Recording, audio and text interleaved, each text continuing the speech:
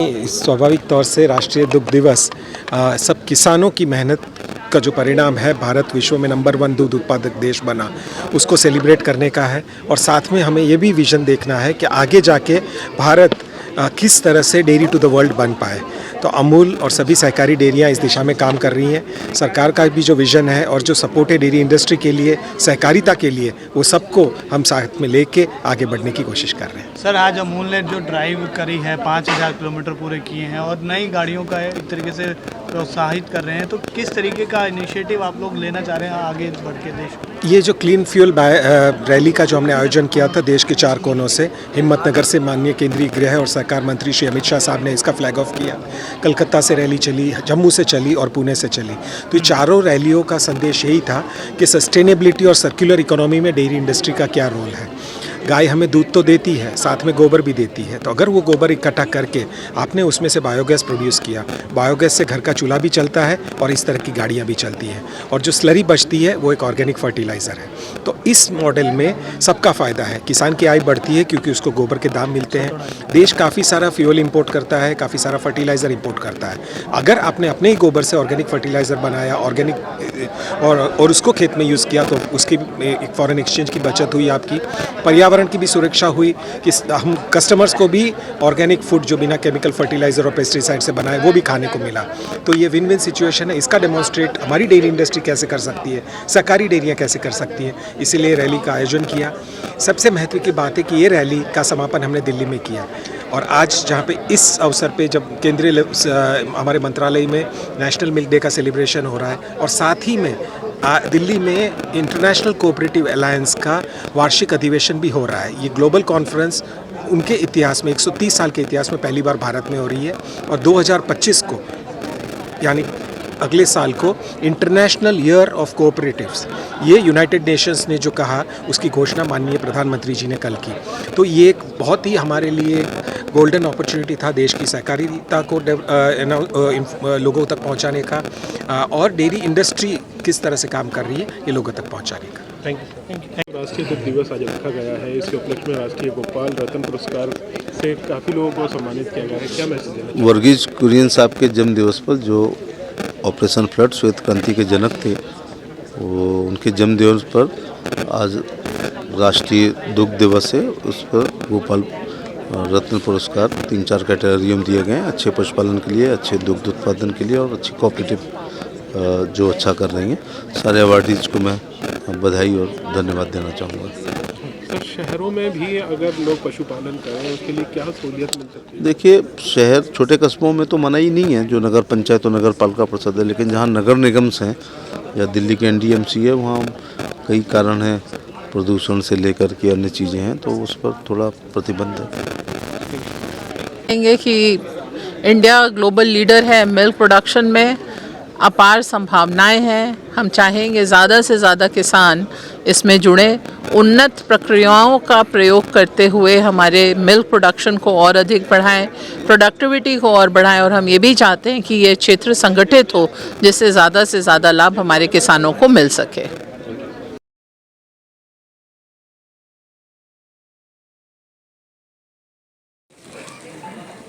Presenting the Basic Animal Husbandry Statistics, BAHS 2024, a comprehensive insight into India's livestock sector. BAHS S 2024 report compiles crucial data through an integrated sample survey. It aims to estimate total production of milk, eggs, meat and wool, while also capturing the average in 2023 to 24. India recorded remarkable achievements in livestock production. Milk 239.30 million tons, eggs 142.77 billion numbers, meat 10.25 million tons, wool 33.69 million kilograms. These numbers highlight the sector's growing contribution to India's economy and rural development. Let's explore the regional contributions to India's livestock production. Top 5 milk producing states: Uttar Pradesh, Rajasthan, Gujarat, Madhya Pradesh and Andhra Pradesh. Top 5 egg producing states: Andhra Pradesh, Tamil Nadu, Telangana, West Bengal and Karnataka. Top 5 meat producing states: West Bengal, Uttar Pradesh, Maharashtra, Telangana, Andhra Pradesh.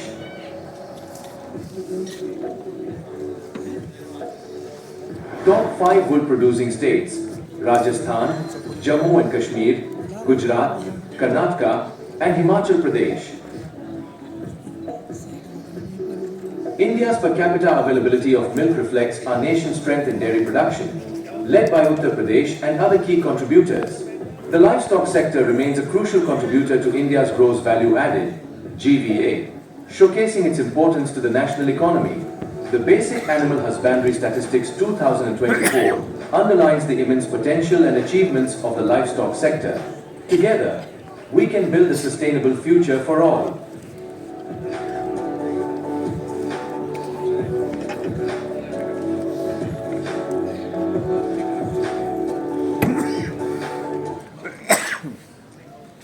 पशुधन किसी भी देश के किसान की और dairy उद्योग विकास से संबंधित एक महत्वपूर्ण पहल, एक महत्वपूर्ण कदम सुरभि चयन श्रृंखला कार्यक्रम, ताकि पशुधन की बेहतर नस्लों पर संबंधित जानकारी आप तक पहुंचाई जा सके।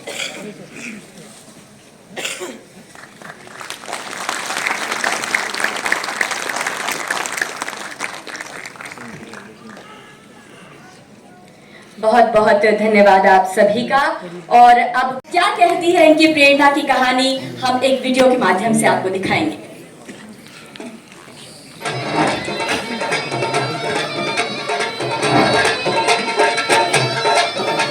बहादुरगढ़ जिला झज्जर हरियाणा की रहने वाली श्रीमती रेणु पिछले 10 वर्षों से अपने डेयरी फार्म में नस्ल सुधार पर काम कर रही हैं। शुरुआत में इनके पति ने अपने कस्बे खरमन में 10 गायों के साथ गौ पालन शुरू किया, लेकिन 1 साल में इनके पति की मृत्यु हो गई।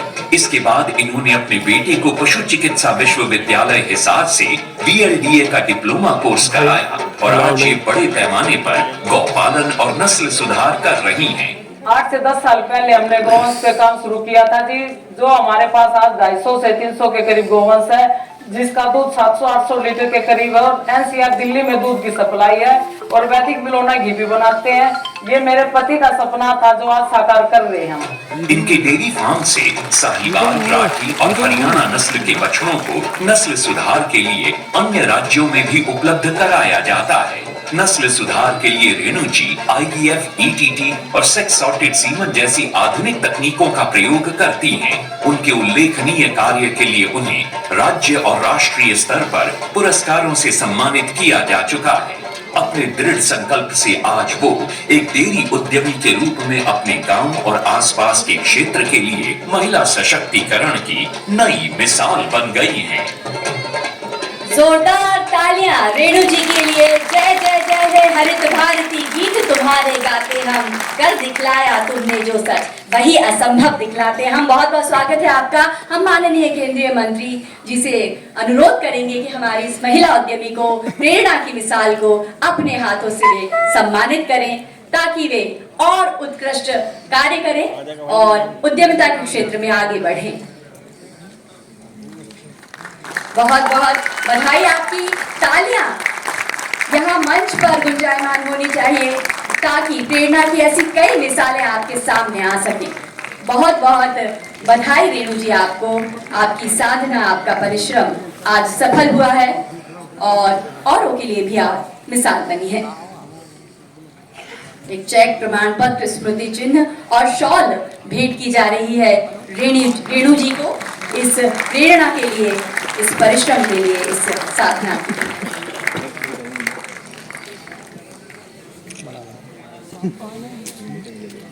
हृदय की गहराइयों से रेणु जी आपको धन्यवाद, आभार, सफलता की ये कहानी रचने के लिए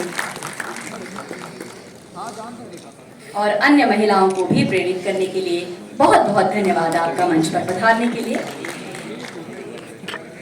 राष्ट्रीय गोपाल रत्न अवार्ड 2024 में दूसरी श्रेणी उत्कृष्टतम डेयरी सहकारी दुग्ध उत्पादन कंपनी डेयरी किसान संगठन के लिए प्रथम पुरस्कार के विजेता है गवा दुग्ध उत्पादन सहकारी समिति लिमिटेड, अरावली, गुजरात। बहुत बहुत बधाई, अभिनंदन।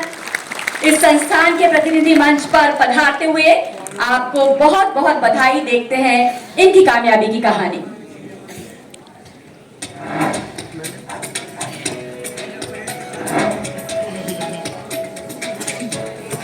गुजरात का अरावली जिला अपने नए कीर्तिमानों के लिए जाना जाता है।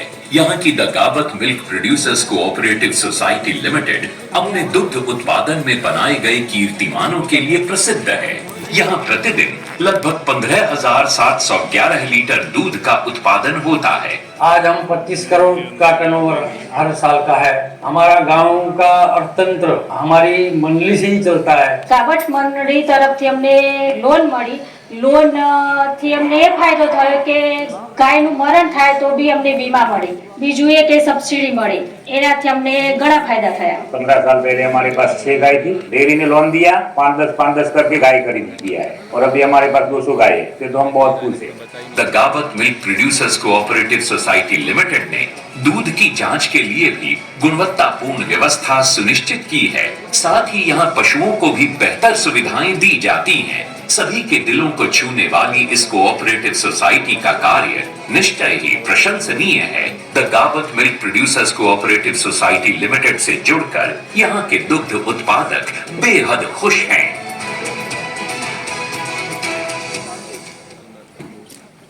बहुत बहुत आपका अभिनंदन। मंच पर पधारिए। माननीय अतिथिगणों से अनुरोध, हमारे विजेताओं का सम्मान करें जिन्होंने अपने परिश्रम से सहकारिता की भावना को साकार किया और अपने साथ साथ अनेक लोगों को आत्मनिर्भर बनाया।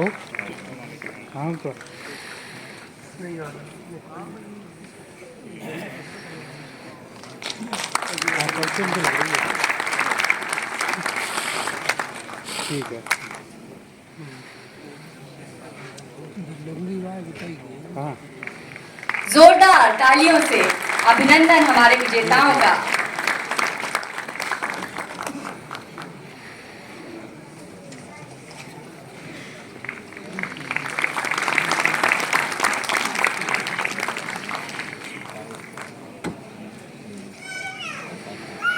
बहुत बहुत आपका धन्यवाद, अभिनंदन। और इस पुरस्कार की तीसरी और आखिरी श्रेणी है कृत्रिम गर्भाधान तकनीशियन के लिए। प्रथम पुरस्कार यहाँ दो लोगों ने साझा किया है। श्री भास्कर पदन सुवर्णपुर ओडिशा से आपका बहुत बहुत स्वागत है। कृत्रिम गर्भाधान तकनीशियन के लिए श्री भास्कर पदन सुवर्णपुर ओडिशा से आपका बहुत बहुत स्वागत, अभिनंदन। मंच पर आपका अभिनंदन करते हैं। एक वीडियो आपकी कामयाबी की कहानी यहाँ अभिव्यक्त करेगा।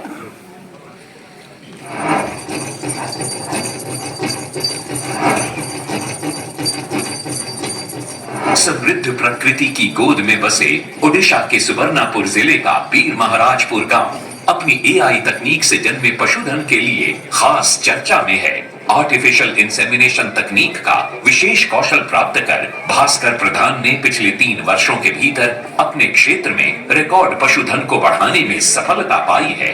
इन्होंने पिछले 3 वर्षों में लगभग 5,400 कृत्रिम गर्भाधान किए, जिनसे 2,124 पशुधन ने जन्म लिया। यही नहीं, इन्होंने पशुओं पर 350 सेक्स सॉर्टेड सीमन इंसेमिनेशन का प्रयोग किया, जिनसे 145 बछिया और 18 बछड़े पैदा हुए। गाय गुड़ा को कृत्रिम प्रजनन करवार लोक मैंने अधिक लाभवान हो पारि। 2016 रे हमको सेक्स सॉर्टेड सीमेन ट्रेनिंग दिया गला। 2016 आम सेक्स सॉर्टेड सीमेन व्यवहार करूँ, जहाँफल कन्वेनशनल सीमेन जी अंडा बाछुरी बाहर 50-50 हो जाते आम सेक्स सॉर्टेड सीमेन प्रयोग करवार 90% माई बाछुरी आम बाहर जान। 90% माई बाछुरी बाहर आम भल भल गाय गुड़ाक हो पारि जान। भल गाय हबार आम मिनिमम 12-14 लीटर खंडे क्षीर दौन। क्षीर देवार चाषी उपकृत हो पारि जान। महज 3 माह के प्रशिक्षण से ही भास्कर प्रधान ने ऐसी कामयाबी हासिल की जो एक मिसाल बन गई है। ये अपने आसपास के किसानों और गौपालकों को जागरूक भी कर रहे हैं। किसानों को अपनी अपनी जरूरत के मुताबिक पशुधन को पाने के लिए प्रेरित भी कर रहे हैं। इनकी ये सफलता पशुओं के प्रति इनके प्रेम को रेखांकित करती है।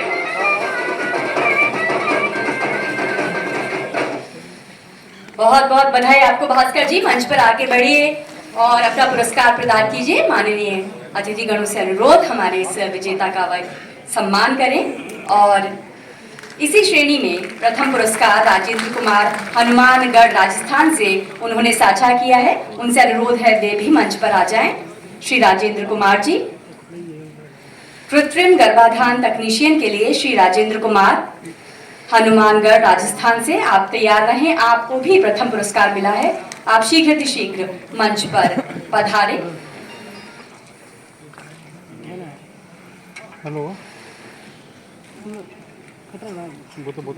बहुत बहुत बधाई हमारे विजेताओं को, तालियां बजती रहे, ऊर्जा से आप भरी आपकी तालियां जो प्रेरित करेंगी हमारे विजेताओं को और बेहतर करने के लिए। श्री राजेंद्र कुमार हनुमानगढ़ राजस्थान से, आपने भी कृत्रिम गर्भाधान तकनीशियन के लिए प्रथम पुरस्कार इस श्रेणी में हासिल किया है। बहुत बहुत बधाई राजेंद्र कुमार जी को। मंच पर आए और सबसे पहले उनकी कामयाबी की कहानी देखें। राजस्थान के न्यूलखी तहसील रावतसर जिला हनुमानगढ़ में AI यानी आर्टिफिशियल इंसेमिनेशन टेक्नीशियन के रूप में राजेंद्र कुमार पूरी लगन और ईमानदारी से AI सेवाएं प्रदान कर रहे हैं। राजेंद्र कुमार बचपन से ही अपने परिवार में पशुपालन की परंपरा देखते आए हैं, जिससे इनका रुझान पशुपालन की तरफ हुआ। इन्होंने इसे अपना व्यवसाय बनाने का फैसला लिया और फिर इन्होंने पंजाब यूनिवर्सिटी से AI टेक्नीशियन का कोर्स किया।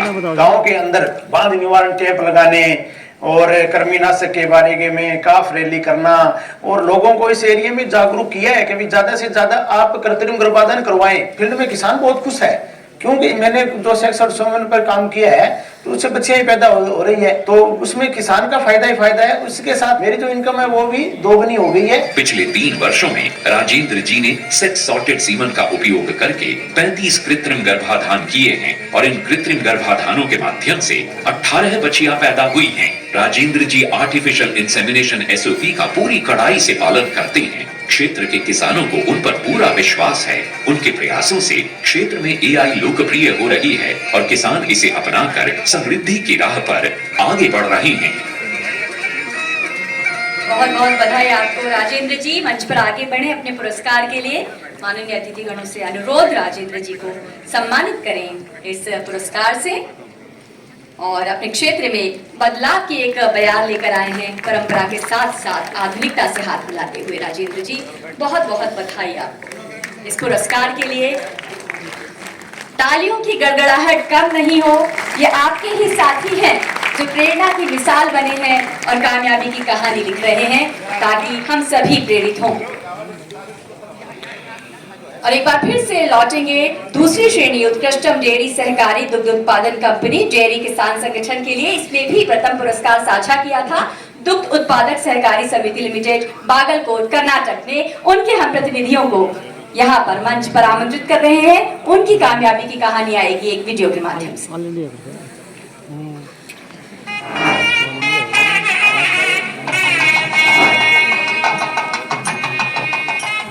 कर्नाटक के बागलकोट जिले में Bisanal milk producers cooperative society limited द्वारा रोजाना लगभग 2000 लीटर दूध एकत्र किया जाता है। संस्था की मोबाइल वैन के माध्यम से दूर के क्षेत्र में रहने वाले दूध उत्पादकों से दूध एकत्रित किया जाता है। यहाँ संगठन में दूध की गुणवत्ता की जांच टेस्टिंग मशीन द्वारा की जाती है, ताकि उपभोक्ताओं को उच्च गुणवत्ता वाला दूध प्राप्त हो सके।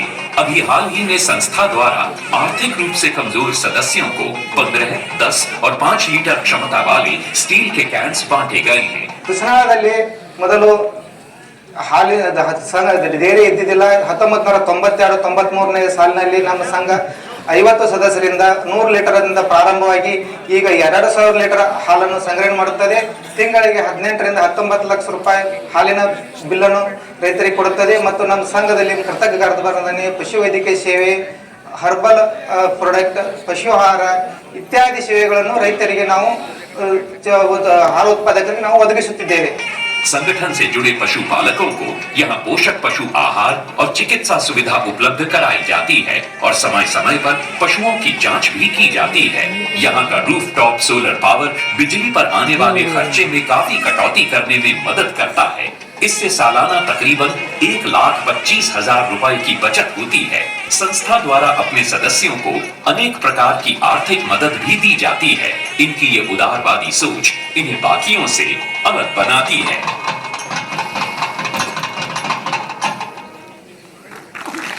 बहुत बहुत आप सभी को बधाई, अभिनंदन। आपका सम्मान पूरे देश का सम्मान है, देश की उद्यमिता की भावना का सम्मान है।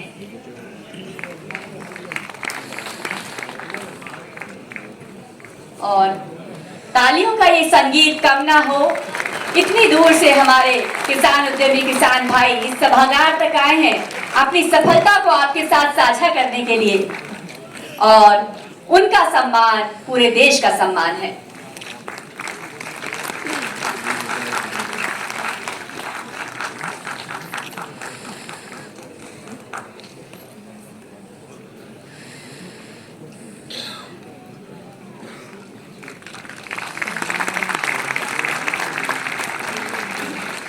और इसी वर्ष से पूर्वोत्तर राज्यों के पशुपालकों और कृषि उद्यमियों, दूध उत्पादकों, कृत्रिम गर्भाधान तकनीशियनों और सहकारी समितियों को भी हम सम्मानित कर रहे हैं। इसी श्रेणी में विशेष पुरस्कार माननीय राज्य मंत्री श्री जॉर्ज कुरियन साहब, राजस्थान के माननीय मंत्री जवाहर जी,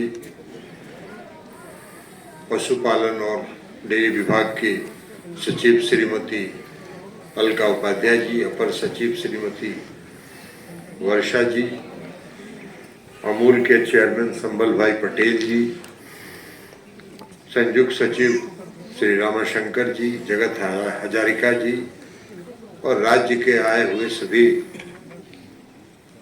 वरिष्ठ पदाधिकारीगण, दूध उत्पादन से जुड़े किसान भाइयों, माताओं और बहनों, मिल्क फेडरेशन से जुड़े और डेयरी कोऑपरेटिव सोसाइटी से जुड़े सभी प्रतिनिधिगण और साथियों, सबसे पहले हम क्षमा मांगना चाहते हैं इसलिए कि मुझको एक दूसरे कार्यक्रम में जाना है और इसलिए मुझको सबसे अंत में बोलना था, लेकिन मेरे आग्रह पर माननीय राज्य मंत्री जी हैं और सचिव जी हैं, सभी लोग बोलेंगे, लेकिन हम उसके पहले बोल के जाना चाहते थे, तो इसके लिए हम क्षमा मांगते हैं। और जो बाकी पुरस्कार भी जिन लोगों का चयन हुआ है उन सबों का पुरस्कार भी बाद में दिया जाएगा।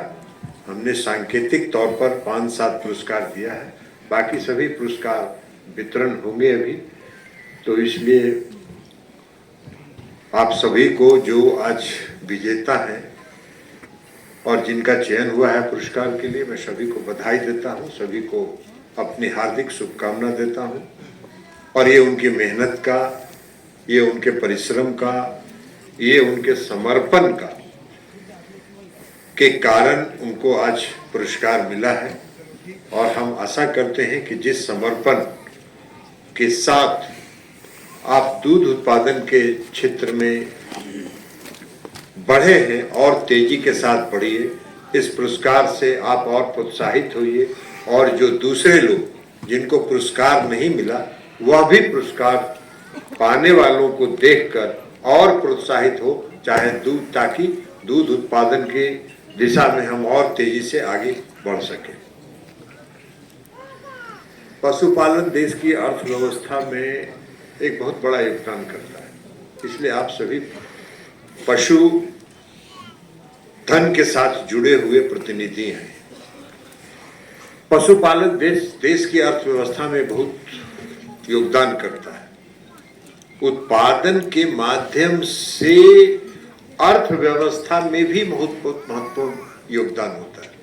अगर दूध का उत्पादन होता है तो उसके कारण हमारे देश की जो अर्थव्यवस्था है उसमें भी उसका बहुत बड़ा कंट्रीब्यूशन होता है, और आपका कंट्रीब्यूशन काफी बड़ा है। दूध उत्पादन से जुड़े इस देश में लगभग 10 करोड़ से ज्यादा लोग जुड़े हुए हैं और उसमें अधिकांश महिलाएं हैं। अब आप से सोचिए कि आदरणीय प्रधानमंत्री नरेंद्र मोदी जी ने अगर यह संकल्प लिया है कि 2029 में हम इस देश को विश्व में तीसरे नंबर पर अर्थव्यवस्था पर स्थापित करेंगे तो उसमें आपका कितना बड़ा योगदान होगा, जो पशुधन के साथ पशुपालक जो है उनका कितना बड़ा योगदान होगा। तो इसलिए आज के दिन हम आपसे यह आग्रह करेंगे कि आप जिस तेजी के साथ इस काम को कर रहे हैं उसको और आगे बढ़ाइए। अब पशुधन और पशु दूध उत्पादन जो है सिर्फ आपके अर्थव्यवस्था में नहीं करता है, बल्कि भोजन, आपका आमदनी, आपको रोजगार पैदा करता है। कई लोग उस रोजगार के साथ जुड़ते हैं, तो रोजगार सृजन में भी एक महत्वपूर्ण योगदान इसका होता है। सतत विकास का जो यूनाइटेड नेशन का सतत विकास का जो लक्ष्य था, जिस पर भारत ने अपनी सहमति दी है, उस सतत विकास में भी दूध उत्पादन का बहुत बड़ा योगदान होता है। भूख से, कुपोषण से मुक्ति मिलती है। असमानता पर, जो समाज में असमानता है, बराबरी लाने का, उसमें हमको काबू करने में बहुत सफलता मिलती है। और आज का दिन जो हम मनाते हैं वो मनाते हैं, जैसे बताया गया प्रारंभ में ही, कि जॉर्ज कुरियन साहब की जयंती आज है। और जॉर्ज कुरियन साहब की जयंती के दिन हम इस दिवस को मनाते हैं। जॉर्ज कुरियन साहब ने गुजरात में और अमूल के को स्थापित करने में बहुत बड़ा योगदान किया है, और पूरे कोऑपरेटिव मिल्क फेडरेशन और डेयरी डेवलपमेंट की दिशा में जो जॉर्ज कुरियन साहब का जो योगदान है, वो योगदान आने वाले इतिहास में, आने वाले समय में उनका नाम स्वर्ण अक्षरों में लिखा जाएगा। ये आपको हम बताना चाहते हैं। कार्यक्रम में पधारने के लिए बहुत बहुत हृदय की गहराइयों से आपका धन्यवाद।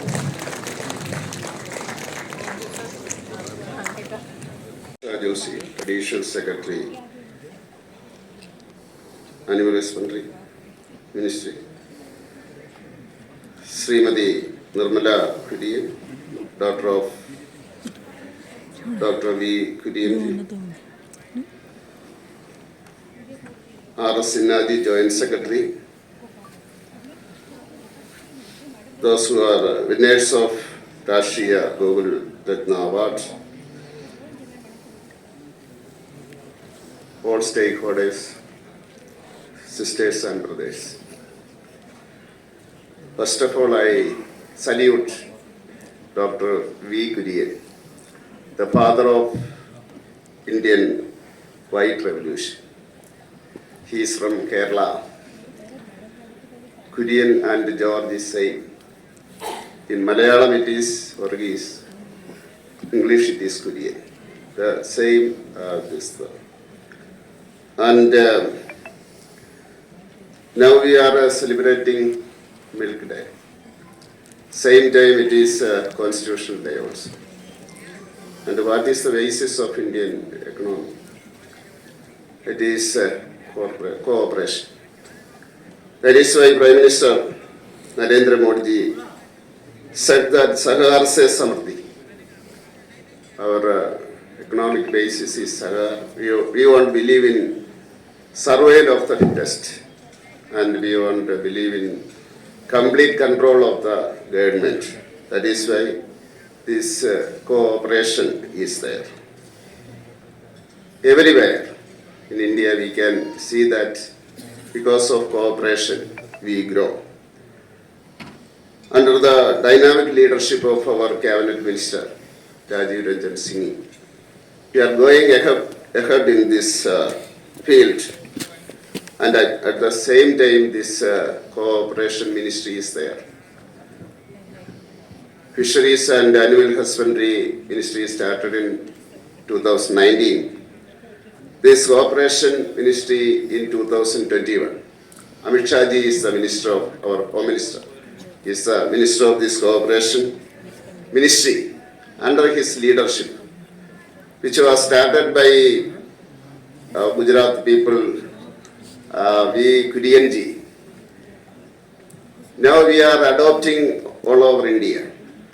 That is why we are first in this milk production. And in villages also, what is the basis of our economy, it is agriculture and animal husbandry and fisheries.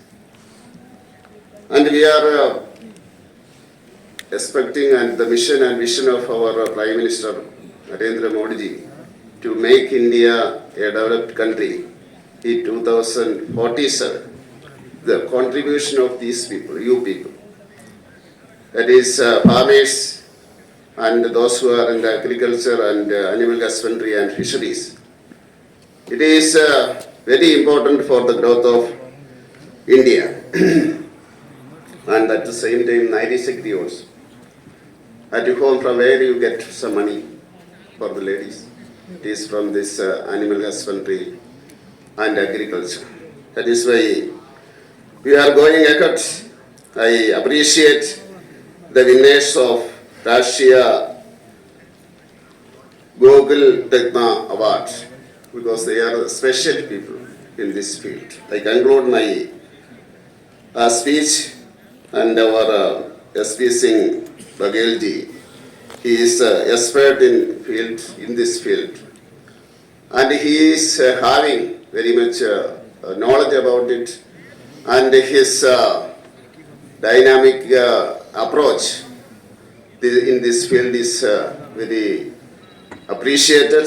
I conclude my words. Thank you.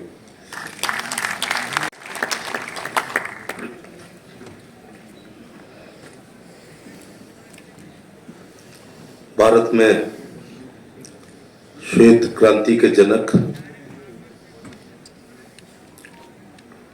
दुग्ध क्षेत्र के भीष्म पितामह, पद्म विभूषण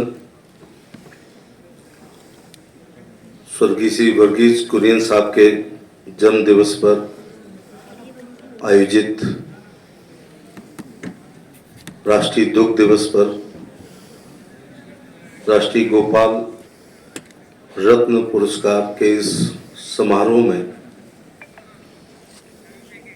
मंच पर गरिमामय उपस्थिति जिनकी है, हमारे भाई और सहयोगी राज्य मंत्री जॉर्ज कुरियन साहब, श्रीमती अलका उपाध्याय, सचिव पशुपालन एवं डेयरी, श्री संभाभाई पटेल, चेयरमैन अमूल, वर्षा जोशी जी, एडिशनल सेक्रेटरी, श्री जगत हजारका जी, adviser statics, Shri Ramshankar Sinha ji, joint secretary, Suparna जी और वर्दी डॉटर ऑफ ए वर्दी फादर मिस निर्मला कुरियन, अमूल को बहुत ऊंचाइयों तक ले जाने वाले श्री जयंत मेहता जी, सभागार में उपस्थित तीनों कैटेगरी के अवार्डीज, अच्छी नस्ल, अच्छा दुग्ध उत्पादन, अच्छी कोऑपरेटिव, विभिन्न राज्यों के अधिकारी, कर्मचारी और खास तौर से जो एक क्रांति लाएंगे हमारे कृत्रिम गर्भाधान के सारे विशेषज्ञ कर्मचारी, देवी एवं सज्जनों, पत्रकार साथियों, सबसे पहले मैं स्वर्गीय वर्गीज कुरियन जी के चरणों में आज 2 दिवस हैं। एक संविधान दिवस जिससे देश चल रहा है और एक राष्ट्रीय दुग्ध दिवस जिसकी वजह से पोषण हो रहा है। तो मैं उनके चरणों में श्रद्धांजलि अर्पित करना चाहूंगा और जिसने भी ये निर्णय लिया कि उनके जन्मदिन को राष्ट्रीय दुग्ध दिवस मनाने का, जिसके भी जेहन में ये विचार आया, उसके प्रति मैं अपनी कृतज्ञता ज्ञापित करना चाहूंगा। वो इसलिए कि जो जात, वर्ग, क्षेत्र, धर्म, देश, समुदाय अपने पुरखों का सम्मान नहीं करता, वो कभी आगे नहीं बढ़ता। ऐसी जयंतियों से जागृति आती है, जागृति से सोच बदलती है, सोच से फिर संघर्ष करने की क्षमता आती है। संघर्ष से सत्ताएं भी मिलती हैं, सत्ताओं से इतिहास बनता है, और इतिहास फिर ऐसे ही 26 नवंबर को बाबा साहब भीमराव अंबेडकर और बाकी लोगों को, संविधान निर्माताओं को याद करता है, तो वर्गीज कुरियन साहब को भी याद करता है। मेरा सौभाग्य है कि 1988 में लखनऊ में कुरियन साहब से मुलाकात हुई। मेरी प्रत्यक्ष मुलाकात नहीं थी, मैं उन दिनों पुलिस में नौकरी कर रहा था, तो एनटी तिवारी साहब से वो मिलने आए थे। तब तक मैंने सामान्य ज्ञान में जो पढ़ना पड़ता है ना कि पद्मश्री, पद्म भूषण, पद्म विभूषण आदि आदि, ऐसा नाम पढ़ रखा था। श्वेत क्रांति, ऑपरेशन फ्लड, तो शुरू में तो ऑपरेशन फ्लड को बाढ़ समझा मैं, बाद में समझ में आया नहीं, ये व्हाइट रिवॉल्यूशन है। मुझे याद है कि 5वें तल पर मुख्यमंत्री जी बैठते थे, कुरियन साहब से उनकी मुलाकात हुई तो अक्सर लिफ्ट तक छोड़ा जाता है, लेकिन तिवारी जी उनको ग्राउंड फ्लोर पर आए, फिर कार के दरवाजे तक छोड़ने आए।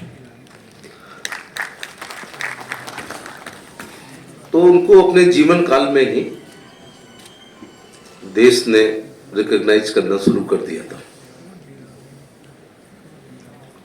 जिन लोगों को अवार्ड मिला है, मैं उन सबको बधाई देना चाहूंगा, और चयन प्रक्रिया के जो लोग चयन करता है उनको भी कि बहुत छांट के नगीने देश भर से आप लोग लाए। पूर्वोत्तर की अपनी भौगोलिक समस्याएं हैं, वो मुर्रा भैंस से कंपटीशन नहीं कर सकते, हरियाणा से, पंजाब से, वो गुजरात की गिर से कंपटीशन नहीं कर सकते। इसलिए अच्छा लगा कि पूर्वोत्तर की अलग कैटेगरी आपने बनाई, जिससे वो अपनी श्रेणी में पुरस्कार पा रहे हैं। बड़ा महत्व होता है पुरस्कारों का। ये एक प्रतीक चिन्ह, शॉल, सर्टिफिकेट या कुछ पैसे नहीं होते हैं। ये इस बात का प्रतीक होता है कि देश ने आपकी सेवाओं को सराहा है, विभाग ने की निगाह आप पर है, और देश में पद्म पुरस्कारों की संख्या बहुत कम है। विभिन्न क्षेत्रों में लोगों ने अपनी जवानी के बेहतरीन साल गुजार दिए। अगर विभिन्न विभाग, एनजीओ, सोसाइटीज, ट्रस्ट यदि विभिन्न क्षेत्रों में पुरस्कृत नहीं करेंगे तो लोगों के साथ ये बेईमानी हो जाएगी। इसका महत्व क्या है? ये काश शब्द पैदा करता है सभागार पर। जिन लोगों को अवार्ड मिलता है वो तो मैं देखता ही हूँ कि उत्साहित होते हैं, लेकिन जो सेकंड पे होते हैं और थर्ड पे होते हैं उनको अगले साल फर्स्ट आने के लिए ये प्रेरणा करता है कि काश हमने थोड़ा और ठीक कर लिया होता तो हम थर्ड से सेकंड और सेकंड से फर्स्ट आ जाते हैं। ये काश उनको अगले साल के पुरस्कार में जरूर लाएगा। मैं अपना उदाहरण देता हूँ कि देते ही रहूँगा हमेशा जब तक पुरस्कार समारोह में जाऊँगा कि मैं 9 साल, अच्छा वो साबुन वही रहेगा क्योंकि वो ओरिजिनल घटना है। 9 साल की उम्र में मेरे टीचर ने मुझे अंताक्षरी प्रतियोगिता में नाम लिखवा दिया, रामचरितमानस की ढेर सारी चौपाइयाँ रटा दी, तो मैं अपना ब्लॉक जीता, तहसील जीता और जिला जीता। तो जिले में प्रथम आने पर रेक्सोना साबुन की सबसे छोटी वाली टिक्की मिली थी, लेकिन उसकी खुशबू से मैं आज तक महक रहा हूँ। उसका कारण है कि वो मेरी स्वार्जित थी। दूसरा कारण है कि उसने 9 साल की उम्र में पैरों की लड़खड़ाहट को दूर कर दिया, माइक के फोबिया को दूर कर दिया और स्टेज के डर को दूर कर दिया। मेरा भाषण अच्छा नहीं होता है, लेकिन ऑडियंस में कोई भी बैठा हो मुझे कभी डर नहीं लगता है। लॉ एंड जस्टिस में चाहे सुप्रीम कोर्ट के जजेस बैठे हों, हेल्थ में चाहे एम्स के डायरेक्टर बैठे हों, और अब कोई भी बैठा हो, उसका कारण वो इनाम है, उसने ये सारा। तो मुझे लगता है कि इस अवार्ड से आप भी काफ़ी गौरवान्वित महसूस हो रहे होंगे। बहुत बहुत धन्यवाद महोदय। इस कार्यक्रम में आपकी गरिमामय उपस्थिति ने हम सभी को प्रेरित किया, प्रोत्साहित किया। एक स्मृति चिन्ह जो मातृत्व का भी प्रतीक है, श्री जॉर्ज कुरियन जी, माननीय राज्य मंत्री, आपका भी हम अभिनंदन कर रहे हैं। श्रीमती अलका उपाध्याय, मैं मैम से अनुरोध करूंगी कि वे हमारे माननीय अतिथिगणों का अभिवादन करें। श्री जॉर्ज कुरियन जी, माननीय राज्य मंत्री, शॉल और स्मृति चिन्ह के माध्यम से आपका हम अभिनंदन करते हुए, आपका आभार जताते हुए इस कार्यक्रम में सम्मिलित होने के लिए हृदय की गहराइयों से श्रीमती वर्षा जोशी जी से अब मैं अनुरोध करूंगी कि श्रीमती अलका उपाध्याय जी का वे सम्मान करें, आभार जताएं। बहुत बहुत धन्यवाद महोदया, हमें प्रेरित करने के लिए, हमारा मार्गदर्शन करने के लिए। श्रीमती वर्षा जोशी जी से ही अनुरोध करूंगी। श्री श्यामल भाई पटेल हमारे साथ मौजूद हैं, चेयरमैन GCMF, आपका भी हम अभिनंदन करते हैं, स्वागत करते हैं इस कार्यक्रम में हृदय की गहराइयों से। बहुत बहुत धन्यवाद कार्यक्रम में सम्मिलित होने के लिए। दोनों आईडी नंबर तालियां बजती रहे। श्रीमती सुपर्णा शर्मा पचौरी जी, जॉइंट सेक्रेटरी एडमिन, आपका भी आभार जता रही है। Shrimati Varsha Joshi, additional secretary DHD, बहुत बहुत आपका आभार महोदया कार्यक्रम में सम्मिलित होने के लिए। Shri Ramashankar Sinha ji, joint secretary livestock and health, उनका अभिनंदन कर रही हैं। Shrimati Varsha Joshi, additional secretary DHD।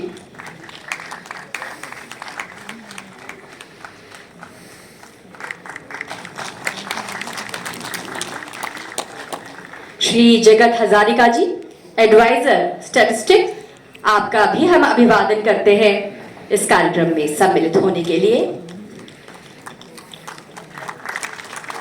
बहुत बहुत धन्यवाद महोदय। हमारे साथ श्री जयन मेहता MD अमूल भी उपस्थित है इस कार्यक्रम में। बहुत बहुत धन्यवाद महोदय आपका इस कार्यक्रम में सम्मिलित होने के लिए। श्रीमती वर्षा जोशी, आपका आभार जताते हुए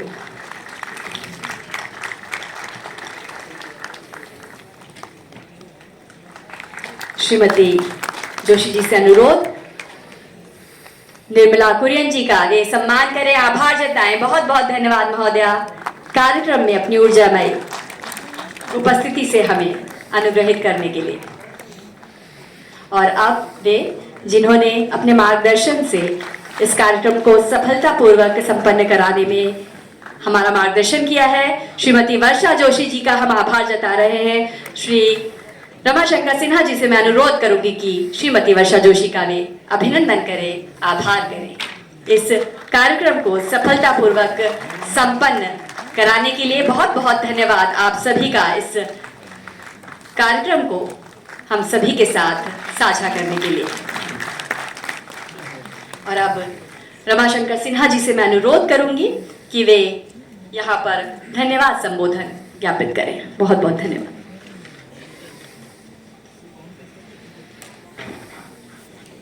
धन्यवाद।